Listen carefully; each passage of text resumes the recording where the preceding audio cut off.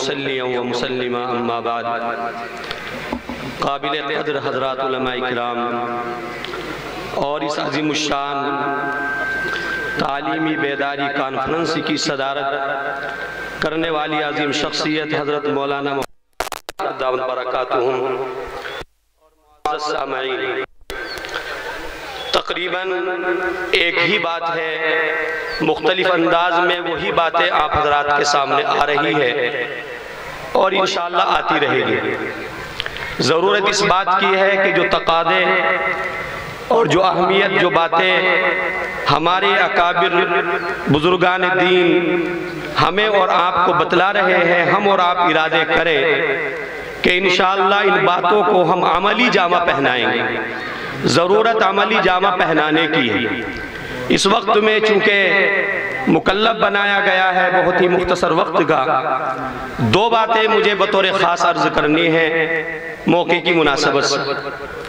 ایک بات تو یہ عرض کرنی ہے، جیسے ابھی رفیق محترم حضرت مولانا سعید الزماں صاحب نے بہت ہی بہترین انداز میں اس جانب اشارہ کیا اور فرمایا کہ تعلیم یقیناً انسان کی ترقی کی ضمانت ہے۔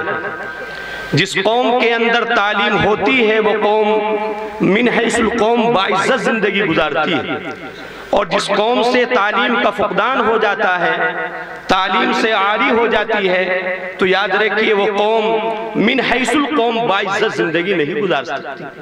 لیکن ہمیں دو باتوں کی جانب بہت زیادہ اس وقت میں ان نازک حالات میں توجہ کی ضرورت ہے۔ نمبر ایک، ہمیں ضرورت اس بات کی ہے کہ جہاں ہم اسکول کی، کالج کی، مانٹیسریوں کی، انگلش میڈیم کی بات کرتے ہیں، اور ہمیں کرنی چاہیے، یہ وقت کی ضرورت ہے ہمارے بچے بہترین اعلیٰ درجے کے MBBS اور DM بنے، ڈاکٹرز بنے، انجینئر بنے، اور IPS اور IAS کی تیاری ہمارے بچے کرے۔ یہ وقت کا تقاضا ہے، وقت کی ضرورت ہے، لیکن میرے جوانوں، میرے ساتھیوں اور دوستوں یاد رکھیے یقیناً وہ ضرورت ہے، لیکن ہمارا دین ہمارا مقصد زندگی ہے۔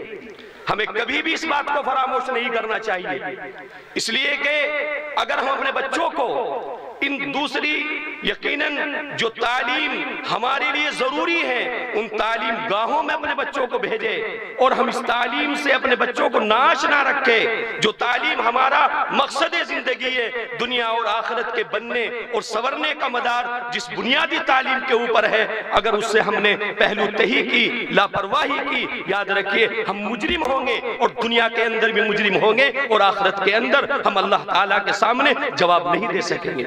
اس لیے جو بچے ہمارے اسکولوں میں جاتے ہیں، کالجوں میں جاتے ہیں، بنیادی طور پر ہر ایک باپ کی ذمہ داری، ہر ایک گھر کے ذمہ دار کی ذمہ داری کہ وہ اپنے بچوں کا تھوڑا وقت مسجدوں میں، مکتبوں میں، مدرسوں میں ضرور لگوائیے، کچھ پڑھائیے، لیکن خدا را اپنے بچوں کو عقائد سے ضرور واقف کرائیے۔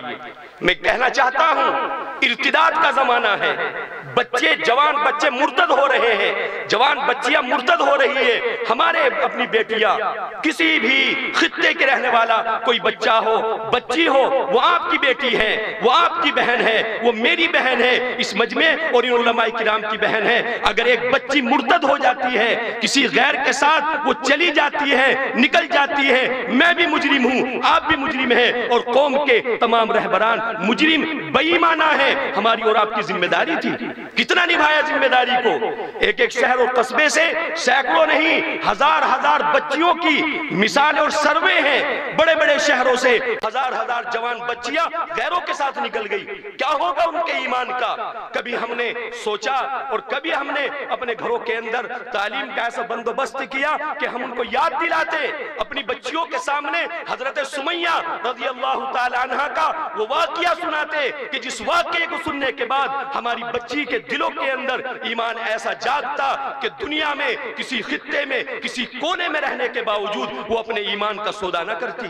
میرے جوانوں، میرے دوستوں، ہمارے جوان ایمان کا سودا کر رہے ہیں، ہماری بچیاں ایمان کا سودا کر رہی ہے۔ اس لیے جہاں چھوٹے بچوں کی تعلیم کی، تربیت کی ہمیں فکر ہے اور فکر ہونی چاہیے، قابل مبارکباد ہے یہ حضرات۔ وہیں یاد رکھیے جو ہماری جوان بیٹیاں ہیں، بہنیں ہیں، گھروں کے اندر رہتی ہیں، ایسے جوان بیٹے بچے ہیں جن بیچاروں نے قرآن نہیں پڑھا، دین نہیں سیکھا، اس لیے ان کے لیے بنیادی طور پر ضرورت ہے کہ تعلیم بالغہ کا ہم سب کو مل کر کے، تمام علماء کو مل کر کے یہ بیڑا بھی اٹھانا چاہیے۔ ہر مسجد میں تعلیم بالغہ کا نظم ہو اور گھر کا ذمہ دار اپنے گھر کے اندر بچیوں کے لیے خاص طور پر ایسی کتابوں کا انتخاب کرے علماء کے مشورے سے کہ بچیوں کو وہ کتابیں سنائی جائے تاکہ ان کا دین بنے، ایمان بنے۔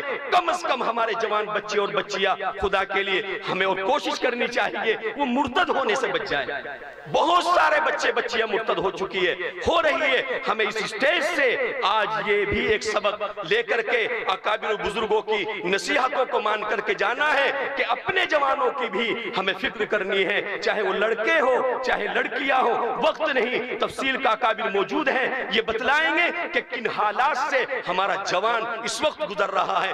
قوم کی ترقی تنزلی کا مدار ان جوانوں پر ہے۔ جوان سنوریں گے، قوم سنورے گی، حالات سنوریں گے، اور جوان بگڑیں گے، قوم بگڑے گی، حالات بگڑیں گے۔ فکر کی ضرورت جہاں بچوں کی ہے وہیں اتنی ہی یا اس سے کہیں زیادہ ضرورت اس بات کی ہے کہ ہم اپنے جوانوں کی بھی فکر کریں۔ اللہ تعالیٰ جوانوں کو صحیح سمت پر، صحیح راہ پر گامزن ہونے کی توفیق عطا فرمائے۔ انہی چند باتوں کے ساتھ میں اپنی بات کو ختم کرتا ہوں کہ تعلیم کے تیزاب میں ڈال اپنی خودی کو، تعلیم کے تیزاب میں ڈال اپنی خودی کو، ہو جائے ملائم تو جدھر چاہے ادھر پھیر۔ وآخر دعوانا الحمدللہ۔